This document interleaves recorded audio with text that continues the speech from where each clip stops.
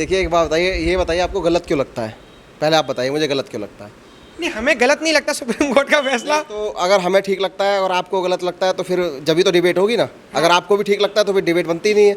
अच्छा, हाँ। हमें गलत इसलिए लगता है कि आपको क्या लगता है कि सारे कुत्ते ही ऐसे होते हैं जो बेदिमाग के होते हैं, जो काट लेते हैं? आपको लगता है कि सारे कुत्ते ऐसे होते हैं? देखिए, कुत्ता एक वफादार जानवर है, इसमें कोई शक नहीं ठीक है, है। लेकिन कुत्ते के द्वारा जो काटा जा रहा है, उसके बाद जो रविश फैल रहा है, जो 13 साल 14 साल बस 10 साल के बच्चों के साथ जो घटनाएं घट रही हैं, उनकी मृत्यु हो रही है, उनके साथ बड़ी मतलब गंभीर घटनाएं हो रही है। माता पिता के हृदय से पूछो कि उनके क्या बीतती है जब कुत्ते का काटा हुआ साल 2 साल 5 साल बाद चीज़ें निकल के आती हैं। चलिए, ये तो एक बहुत गंभीर घटना हो गई।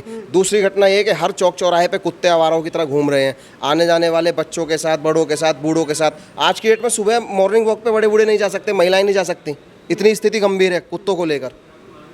तो ये रेबिस के चक्कर में आप कुत्तों के लिए कह रहे हो कि रेबिस तो बहुत गंभीर है, रेबिस से अलग भी कई मुद्दे हैं। अलग क्या क्या मुद्दे हैं? मैंने बताया ना आपको कि मॉर्निंग वॉक पे बड़े बूढ़े बिना लटके जा ही नहीं सकते। अगर कोई हमारा बुजुर्ग व्यक्ति है और वो कमज़ोर है, वो चलने में असहाय है, तो कुत्ता उसे मतलब सड़क पे काटने के लिए दौड़ता है, वो गिर जाता है। वो कुत्ते से तो चोटिल होता ही है, वो गिरने की वजह से और ज़्यादा चोटिल हो जाता है। कई बार तो मैंने देखा है कि मृत्यु हो जाती है।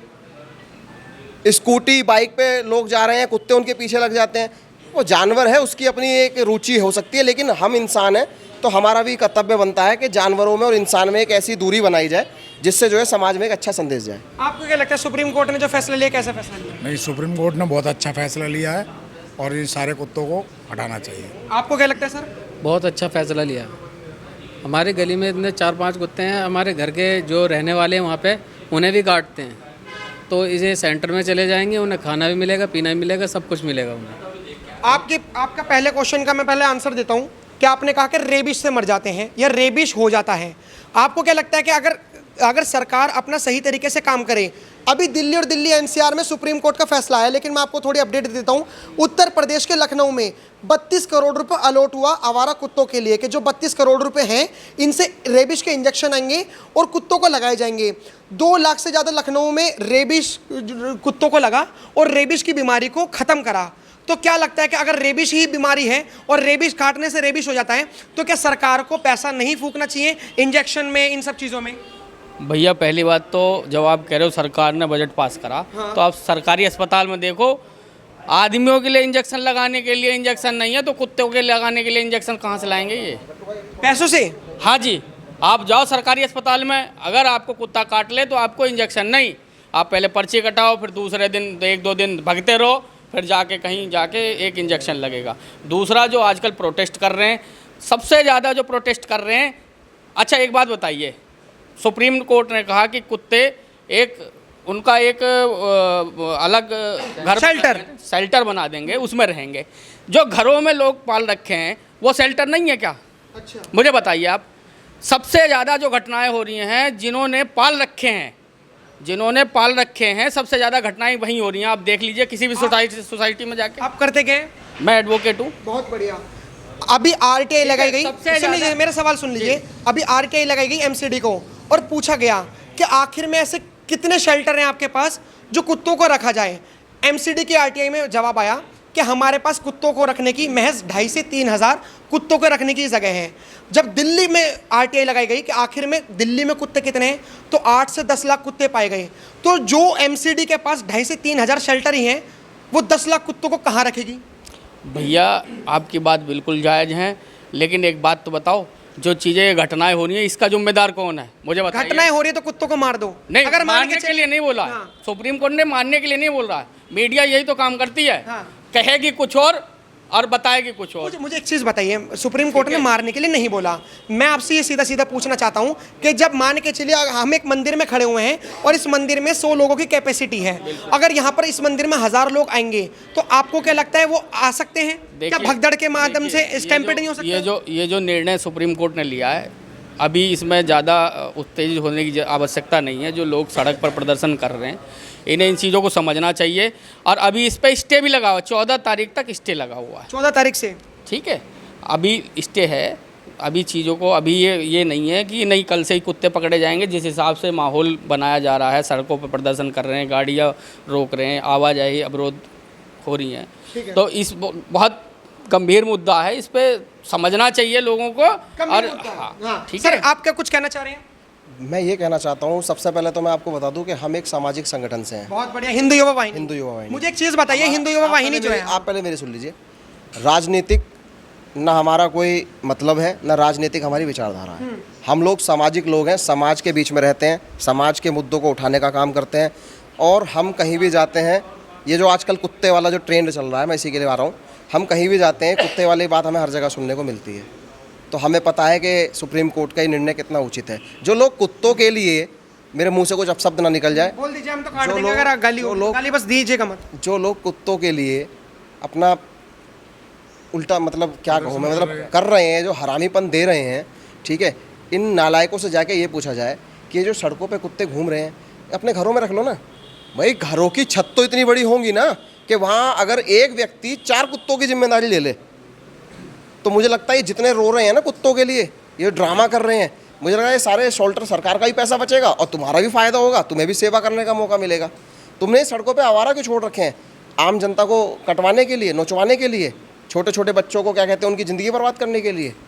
तो ये बहुत गंभीर विषय है। ऐसे नालायकों से, ये ना ये साले देश के सगे हैं ना समाज के सगे हैं, ये केवल अपने निजी स्वार्थों को सिद्ध करने के लिए, सरकार के सही या सुप्रीम कोर्ट के सही निर्णय को दबाने के लिए ये चीज़ें हो रही हैं।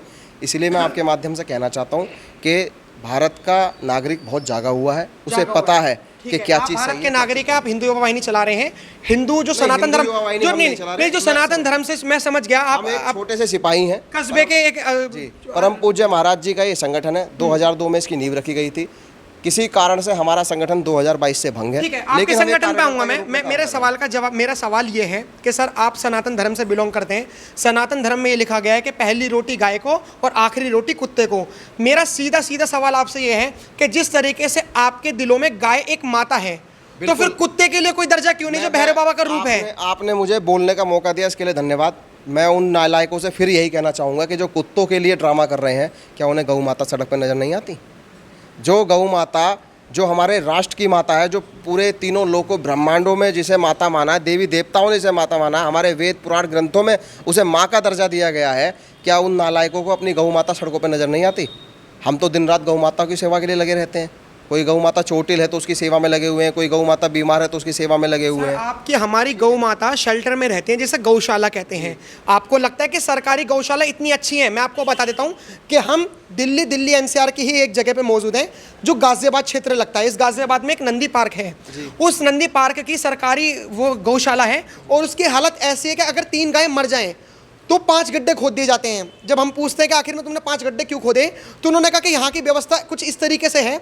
ये एक आम व्यक्ति बोल रहा है जो खाना खिलाने आया है कि यहाँ की व्यवस्था इस तरीके से है कि हमें पता है कि 1-2 गाय और भी मर जाएंगी बहुत जल्दी, क्योंकि जिस तरीके से व्यवस्था है। जब सरकार गौशाला से गाय को नहीं संभाल पा रही तो कुत्तों को कैसे संभाल रही है? आपका नजरिया थोड़ा सा गलत है, आप उस चीज़ को पहचानना नहीं चाह रहे। सरकार तो इतना संभाल रही है कि आज की डेट में किसी की औकात नहीं है गौ माता को क्या कहते हैं हाथ लगा दे। तो गाय फिर रोडों पर क्यों घूम रही है?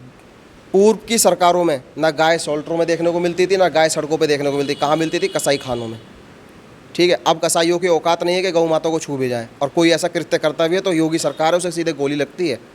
दूसरी बात, आप जिन नंदी पार्कों की बात कर रहे हैं, उन नंदी पार्कों में कभी कभी होता है कि व्यवस्था थोड़ी विपरीत हो जाती है, वहाँ संख्या ज़्यादा हो जाती है, कुछ गौ माता बीमारी के कारण कुछ चोटिल होती है। हर प्रकार की नंदी पार्क में गौ माता या नंदी पहुँचते हैं। किसी की कोई अवस्था है, किसी का पैर टूटा है, ऐसा नहीं है कि वहाँ जितने भी गौवंश हैं वो सब क्या कहते हैं स्वस्थ है या क्या कहते हैं अच्छे हैं। बीमारी होती है, सब चीज़ें होती हैं, तो उसकी वजह से उनकी मृत्यु होती है, और जिसके कारण वहाँ ये सब चीज़ें हैं। वरना हम भी नंदी पार्क आते जाते रहते हैं, इन चीज़ों को विशेष ध्यान रखते हैं कि गौ माताओं के साथ या नंदी के साथ किसी प्रकार का आपने दुर्व्यवहार बहुत ना हो। प्यारी बात कही। हमें एज अ जर्नलिस्ट हम तो सवाल करेंगे। आपने कहा कि योगी जी के राज में ये सब चीज़ें हो रही हैं। मैं मानता हूँ योगी जी ने काफ़ी काम करे हैं। अब आप तो गाय को माता मानते हो, और आप क्या सनातन धर्म के लोग मानते हैं गाय को माता? जो बहुसंख्यक व्यक्ति गाय को माता मानते हैं, उसी देश में बीफ एक्सपोर्ट में, बीफ अभी लोग कहेंगे हमें कमेंट बॉक्स में कि बीफ गाय ही थोड़ी ना होती है, लेकिन आप भी मानते हो गेहूं के साथ गुड़ भी पिसता है।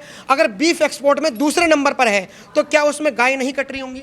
देखिए, मैंने आपसे अभी पहले भी कहा था कि पूर्व की सरकारों में गौ माता ना सड़क पे मिलती थी, ना नंदी पार्क सर आपने पूर्व सरकार की बात की, 2014 से पहले बीफ एक्सपोर्ट में 8वें नंबर पर था देश, आज दूसरे नंबर पर। पहले मेरी बात सुन लीजिए, मैं उसी पे आ रहा हूँ। ठीक है, दूसरी बात, हम उत्तर प्रदेश में पूज्य महाराज जी के सानिध्य में कार्य कर रहे हैं। हमारा पूज्य महाराज जी से संबंध है, हिंदू युवा वाहिनी में हम काम कर रहे हैं। उत्तर प्रदेश के अंदर अगर कोई गौ तस्कर गौ माता को अगर छूने का भी प्रयास करता है तो फिर उसे सीधे गोली से उसका सामना होता है, वो सीधे फिर भगवान के पास पहुंचता है।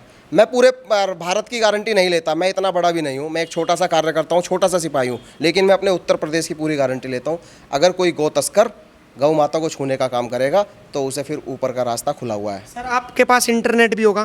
पूरे भारत देश में इकलौता एक उत्तर प्रदेश ही ऐसा राज्य है जो हर राज्यों में से सबसे नंबर 1 पे बीफ एक्सपोर्ट में है। नहीं, ये आपकी गलत है। ये हम गलत हैं। हम बिल्कुल क्या गलत है। आप कहीं भी जाइए, किसी भी क्या कहते हैं जो है कंपनी में जाइए जो ये मांस का व्यापार कर रही हैं, आप देखेंगे कि अधिकतर ये जो भैंस वगैरह होती हैं, कटरे वगैरह होते हैं, इनका होता है। और बीफ ठीक है, आपकी बात बड़ी कर दी हमने, लेकिन अगर आप विदेशी भाषा से देखा जाए तो बीफ वो पिंक जो गोश्त होता है उसको बीफ बोलते हैं। वो पिंक